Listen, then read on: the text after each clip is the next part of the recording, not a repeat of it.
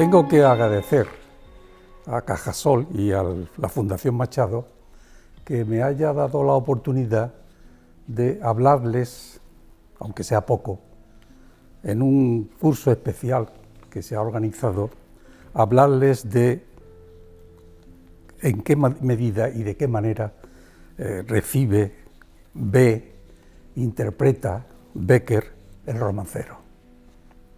Hay que decir que el año 1825, pues en Sevilla se recoge por primera vez romances.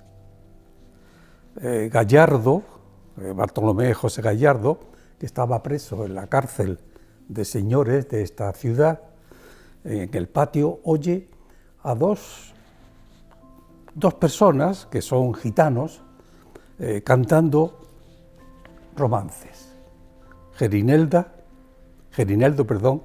y la Condesita.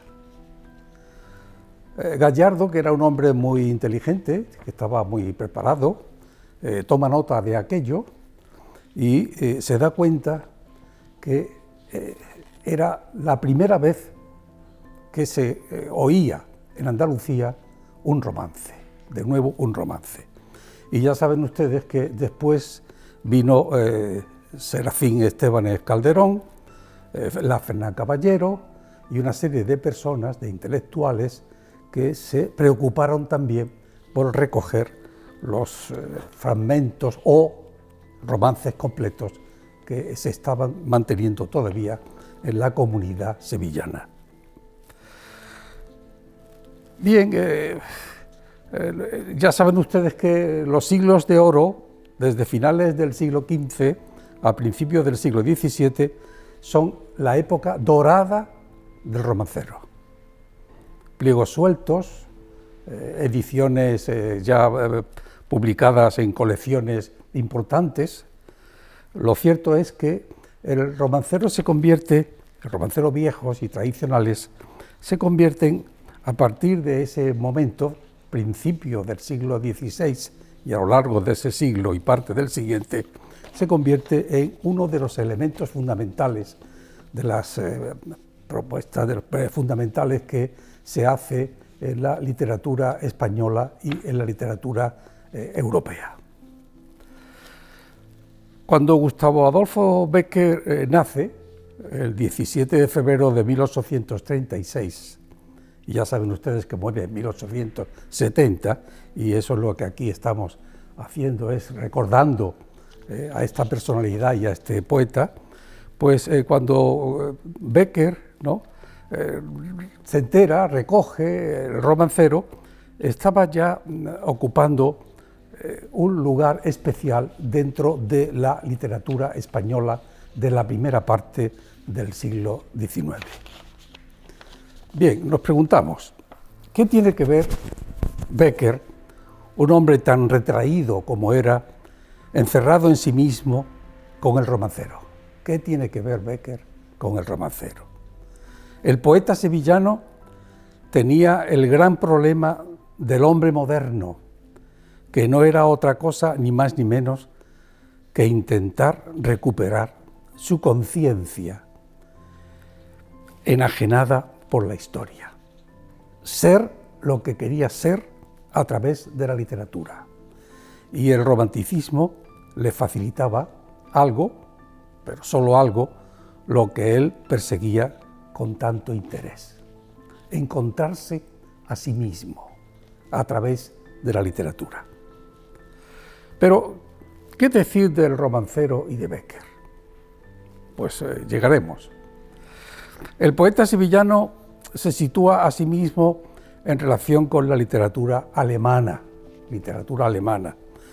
Sus predecesores son aquellos poetas que en Alemania, desde fines del siglo XVIII, proclaman el valor primordial de los sueños del hombre, que tanto le preocupaban a Bécquer. Con la literatura viajaba dentro de sí mismo y en distintos géneros ofrecía su obra al lector. Ya saben ustedes que, en realidad, esta recuperación de lo que es el romancero en España lo hacen fundamentalmente los alemanes, los habitantes, los intelectuales de Centroeuropa, Grimm, Bernard Depping, Wolf y Hoffmann, y una serie de intelectuales de esa zona que se preocupan por la literatura española y que descubren, curiosamente, descubren a los españoles la importancia que tiene España en el proceso de la literatura universal. Son ellos los que dicen, por ejemplo, que la importancia del Quijote es fundamental y que no se había así mismo no se había entendido en España. Y, por supuesto, lo mismo pasa con el romancero. No había sido entendido por los españoles, por la España del siglo XVIII. Hay, para que vean ustedes hasta qué punto pues, se despega, se separa España y los españoles se separan de esta cultura popular que sí es importante para Centroeuropa, pues hay una serie curiosa de intelectuales, unos son italianos, otros son alemanes, que se ocupan de un tema fundamental en el romancero, que es el tema de la mujer y la presencia de la mujer en el romancero, y también uno de los temas que más se divulgan en Europa, que es el romance de Don Manuel mata 7 moros y entra en la jaula de los leones, de donde sale salvo por amor de mujer. Este es uno de los grandes y estupendos romances que se divulgaban por Europa y que también se leen ya en España en el siglo XIX. Naturalmente, Becker se enteró y leyó y llegó a conocer este romance que tenía una divulgación extraordinaria en el Siglo de Oro. Les leo el romance. Es el romance de Don Manuel Ponce de León y el guante en la leonera. Y dice el romance: ese conde Don Manuel, que de León es nombrado, hizo un hecho en la corte que jamás será olvidado, con doña Ana de Mendoza, dama de valor y estado. Y es que después de comer, andándose paseando por el palacio del rey y otras damas a su lado, y caballeros con ellas que las iban requebrando, a unos altos miradores por descanso se han parado, y encima la leonera, doña Ana, se ha asomado, y con ella casi todos, 4 leones mirando, cuyos rostros y figuras ponían temor y espanto. Y la dama, por probar cuál era más esforzado, dejóse caer un guante, al parecer descuidado. Dice que se le ha caído muy a pesar de su grado. Con una voz melindrosa de esta suerte ha proposado: ¿cuál será aquel caballero de esfuerzo tan señalado que saque de entre leones el mi guante tan preciado? Que yo le doy mi palabra que él será mi requebrado. Será entre todos querido, entre todos más amado. Óyelo, don Manuel, caballero muy honrado, que de la afrenta de todos también se parte ha alcanzado. Sacó la espada de cinta, revolvió su manto al brazo, entró dentro la leonera, el parecer demudado. Los leones se lo miran, ninguno se ha meneado, salióse libre y exento por la puerta do había entrado. Volvió la escalera arriba, el guante en la izquierda mano, y antes que el guante le diera, un bofetón le hubiera dado, dijo, mostrando bien su esfuerzo y valor sobrado. Tomad, tomad, y otro día, por un guante destazado, no pornéis en riesgo de honra a tanto buen hijo de algo. Y a quien no le pareciere, bien lo hecho, ejecutado, a ley de buen caballero, salga en campo a demandarlo. La dama le respondiera sin mostrar rostro turbado: no quiero que nadie salga, basta que tengo probado que vos sois, don Manuel, entre todos más osado, y si servido seréis, a vos quiero ver velado. Marido quiero valiente, que ose castigar lo malo, en mí el refrán que se canta, que ha cumplido, efectuado, que dice: el que bien te quiere, aquel te habrá castigado. De ver que a virtud y honra el bofetón ha aplicado, y con cuánta mansedumbre respondió y cuán delicado, muy contento y satisfecho, don Manuel se lo ha otorgado. Y allí, en presencia de todos, los dos las manos se han dado. Fue, como ven ustedes, el episodio de Los Leones del valeroso y singular conde de Bailén, don Manuel, hermano de don Rodrigo Ponce de León, cabeza de familia del Gran Ducado de Cádiz, el más llamativo y divulgado de todas las hazañas que de él se contaban, que no fueran pocas, se extendían, como ustedes saben muy bien, por Sevilla. Las referencias de este romance, El guante en la leonera, son bastantes. Asimismo, el motivo, claramente de base folclórica, muy divulgada, se desarrolló avanzando los tiempos en otras obras de distintos géneros literarios. En los romances que narran los acontecimientos de la frontera ocurridos durante los reinados de los Trastámara, la mujer tiene muy escasa presencia y cuando aparece es un personaje sin apenas responsabilidad en lo que está ocurriendo.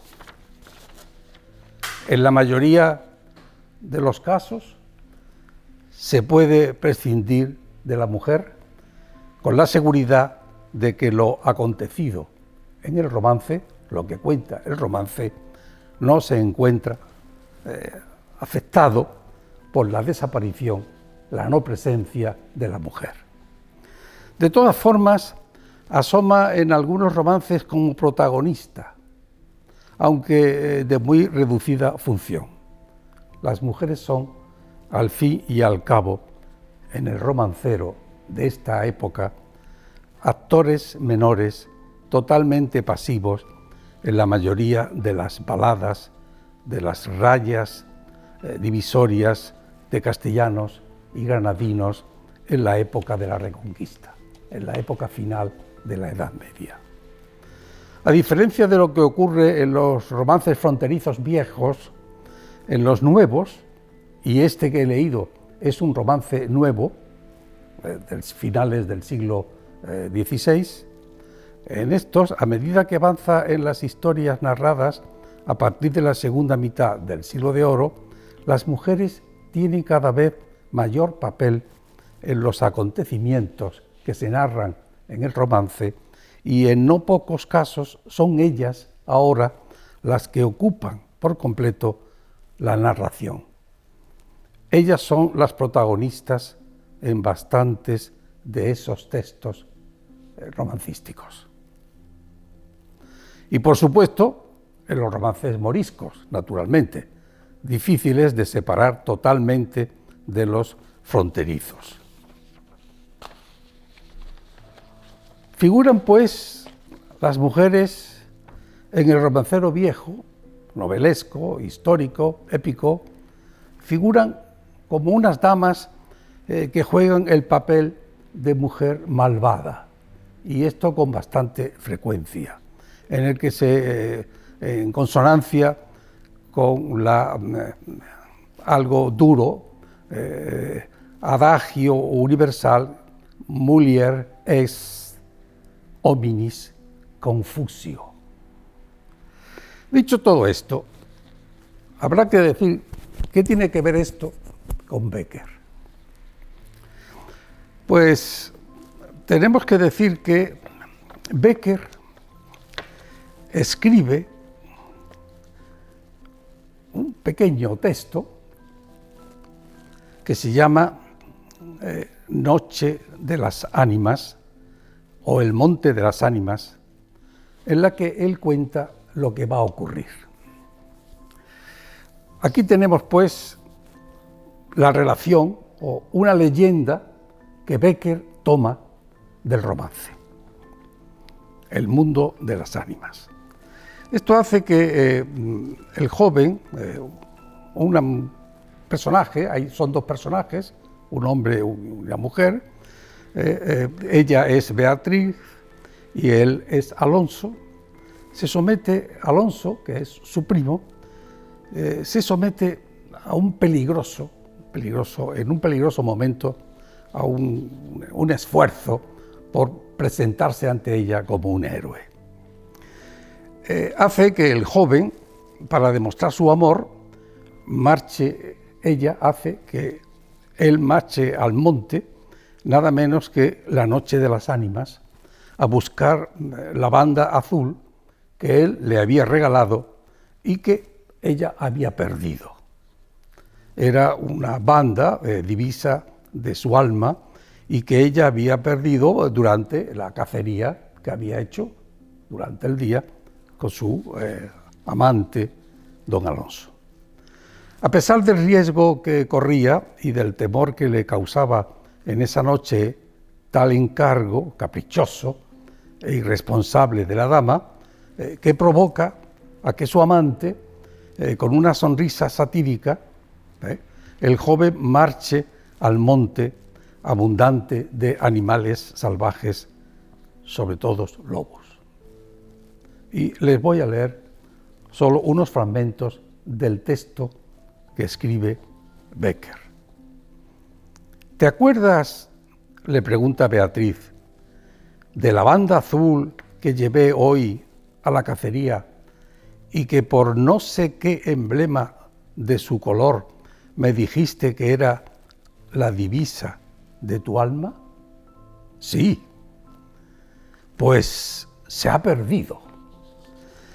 Y pensaba dejártela como un recuerdo. ¿Se ha perdido?, dice él. ¿Y dónde? Y ella, no sé, en el monte, ¿acaso? Y él, ¿en el monte de las ánimas? Tú lo sabes porque lo habrás oído 1000 veces. En la ciudad, en toda Castilla, me llaman el rey de los cazadores, no habiendo aún podido probar mis fuerzas en los combates como mis ascendientes. Y está recordando al don Manuel del siglo XVI. He llevado a esta diversión, imagen de la guerra, todos los bríos de mi juventud, todo el ardor hereditado de mi raza, dice él. La alfombra que pisas, le dice a ella, que pisan tus pies, son despojos de fieras que he muerto por mis manos. Yo conozco sus guaridas y sus costumbres, y he combatido con ellas de día y de noche, a pie y a caballo, solo y en batida. Nadie dirá que me ha visto huir el peligro en ninguna ocasión. Otras noches volaría por esa banda y volaría gozoso como a una fiesta, le dice a ella. Y sin embargo, esta noche, ¿a qué ocultártelo? Tengo miedo.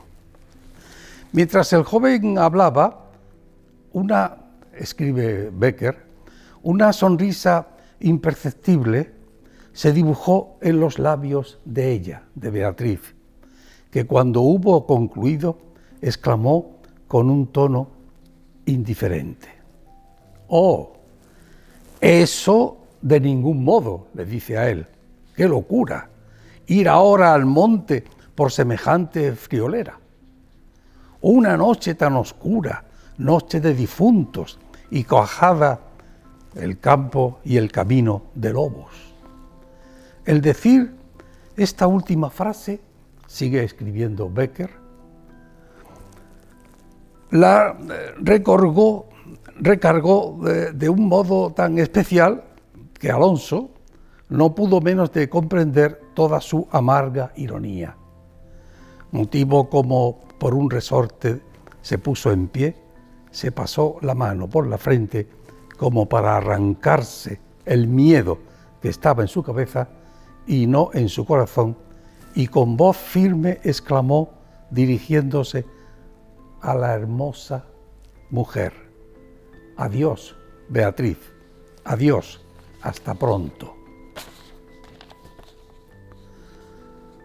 Y en aquel monte y en aquella noche, de manera misteriosa, encuentra la muerte, de la que la dama tampoco se salva. Se trata, pues, del mismo motivo, pero con un final bien distinto al del romance. Becker, en su época, era un escritor en ese sentido dramático. En este caso, como corresponde a la leyenda beckeriana, que tiene lugar en tan señalado Día de Difuntos. Es un final, la muerte de los dos, un final propio del romanticismo, propio de Becker, que es lo único que cambia con respecto al romance. Con una finura llamativa, pero sin duda muy propia suya, Becker ha modificado la historia que se divulgaba en sus años en diferentes textos que habían desarrollado el romance, en el caso de que no tuviera a mano una versión de esta balada de don Manuel Ponce de León, El guante en la leonera.